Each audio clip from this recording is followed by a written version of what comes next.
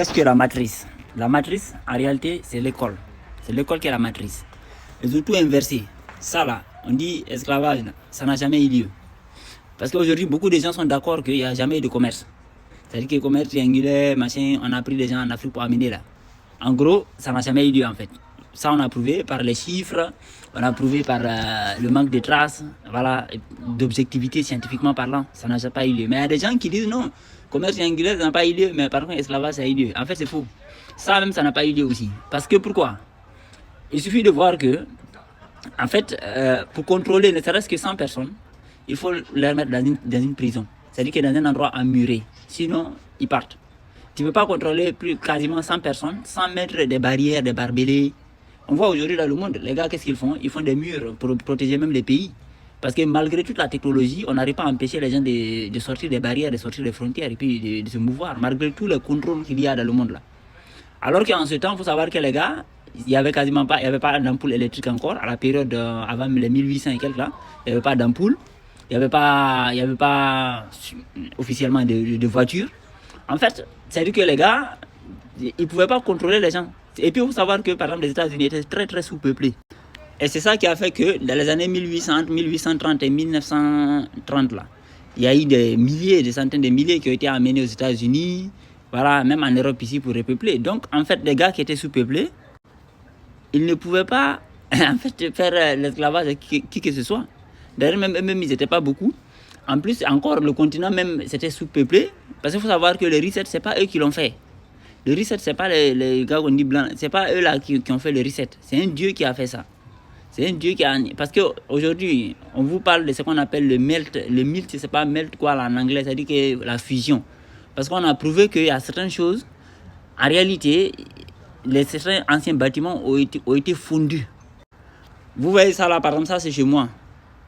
Maintenant, ces types de rayures comme ça là, en fait, les gars ils vont te dire que c'est des dépôts de sédiments successifs.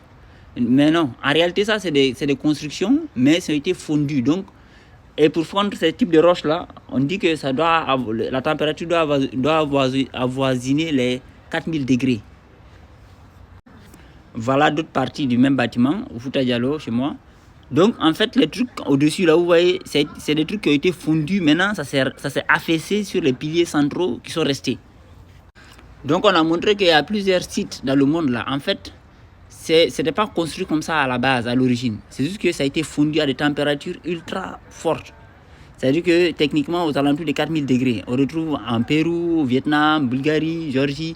Et même chez moi, là, j'ai dit c'est ça, en fait. Parce que quand vous voyez bien le truc au-dessus, ça fait des gros... C'est-à-dire que comme des niveaux. Arrivé en bas, il y a des poteaux qui sont encore restants. Il y a des poteaux qui sont encore restants en bas, mais ça s'est affaissé.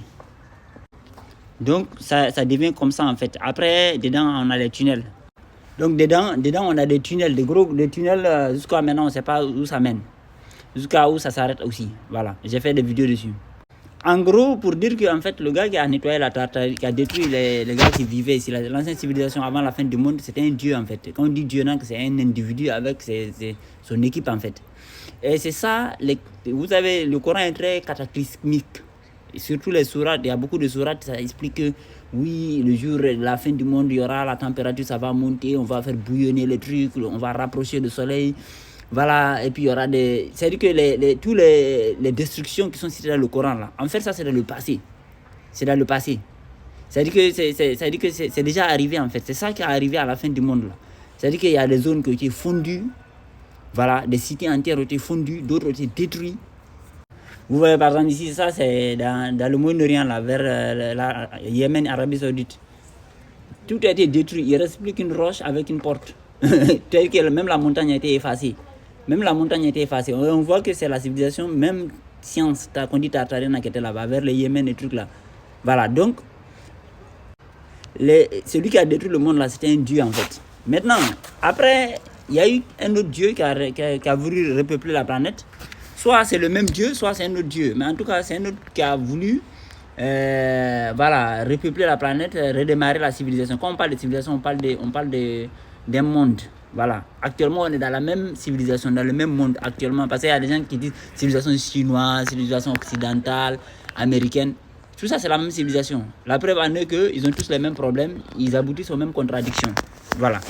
Donc, maintenant, pour contrôler les gens, pour nous contrôler, qu'est-ce qu'ils ont mis en place? Ils ont mis en place l'école. Il faut savoir que l'école, là, en fait, c'était obligatoire au départ. Et ils ont mis en place un système de gratification de ceux qui sont passés par l'école, pour les hisser au-dessus de ceux qui ne sont pas allés. Vous voyez, non? Mais l'école, en fait, quand tu sors de l'école, tu deviens un objet pour quelqu'un d'autre. C'est-à-dire que tu sors, tu vas, tu te présentes à quelqu'un, tu as un certificat, un papier, un diplôme qui certifie que tu as bien été lavé. Voilà, maintenant, toi, tu es prêt, tu es un outil utilisable. Et tu demandes à l'autre, est-ce que tu veux m'utiliser? Est-ce que tu veux m'employer? C'est ça qu'on appelle l'esclavage. C'est actuellement qu'on vit ça. C'est-à-dire que c'est qu'on est en train de vivre actuellement. Ils nous font croire que c'était dans le passé et de manière plus pire. Pour qu'on tolère ce qu'on vit aujourd'hui. C'est actuellement qu'il y a l'esclavage. Voilà, parce que pour faire esclavagiser quelqu'un, il faut le maîtriser dans l'esprit. Maîtriser avec les chaînes, comme on voit dans les films, là, c'est pas possible. On peut pas mettre, même les enfants, tu peux pas maîtriser des enfants comme ça. Ceux qui ont eu affaire à des 4-5 enfants à éduquer comme ça, tu te rends vite compte que sur la force, là, ça peut pas passer. Et en plus, comme j'ai dit aux États-Unis, c'était déjà sous-peuplé et la terre était très vaste, des espaces vides à perte de vue. Par exemple, moi, quand j'étais jeune chez moi, entre deux villages, c'était la forêt. Moi-même qui suis là, jusqu'aux années 90, pour se déplacer entre un village et un autre village, c'était la forêt. Et or, les gens, par exemple, aujourd'hui, il y a des Noirs infiltrés chez nous qui disent que oui, nous les Peuls, on aurait été des esclavagistes. Or, quand on regarde, leur village et les villages des Peuls, généralement, avant, c'était la forêt entre les deux. Et il n'y a jamais eu de murs, de barrières et machin. Donc, en fait, techniquement, ce n'était pas possible. C'est-à-dire que logistiquement, ça là, et l'esclavage là, ça n'aurait pas pu être possible. C'est comme les gars qui se plaignent de colonisation en Afrique. C'est faux. C'est maintenant qu'on est colonisé. Il n'y a jamais de colonisation avant. Ça a commencé en 1960. Par exemple, nous, les gars de Guinée là, les peuples de Guinée là, notre dernier leader qui a été vaincu, c'est quand? C'est en 1915. Il a été attrapé. 1915. Donc, entre 1915 et 1960, là, c'est juste la mise en place du système, voilà, du nouveau monde, quoi, la nouvelle architecture. C'est-à-dire que définir l'État, redéfinir les provinces, redéfinir les préfectures et tout. Voilà. Et puis forcer les gens à aller à l'école, parce que les gens n'allaient pas à l'école en fait. Donc, pour les contrôler, il fallait d'abord qu'ils aillent à l'école. Voilà. Voilà. Donc, au temps de mon grand-père ou avec un grand-père, il y avait des gens qui vivaient toute leur vie, ils n'ont pas vu un blanc. Et ils n'ont même pas vu les Noirs qui colonisaient. C'est-à-dire que les Noirs qui avaient passé, ils avaient vaincu le pouvoir, les têtes, les pouvoirs politiques, mais sur le terrain, en fait, on les rencontrait quasiment pas. C'est que c'était juste ils se débrouillaient juste pour nommer les chefs qui vont contrôler la zone. Voilà. Donc, on n'a pas été colonisé avant 1960. C'est depuis 1960 qu'on est colonisé. Mais pour nous faire rendre ça tolérable, on nous fait croire qu'il y a eu quelque chose de pire qui était déjà passé. Eh bien, l'esclavage, c'est maintenant. C'est-à-dire que quand tu vas à l'école, quand il y a un livre, tu t'introduis dans la pensée de l'auteur. C'est pour ça que quand tu parles avec eux, ils te disent toujours où sont tes preuves.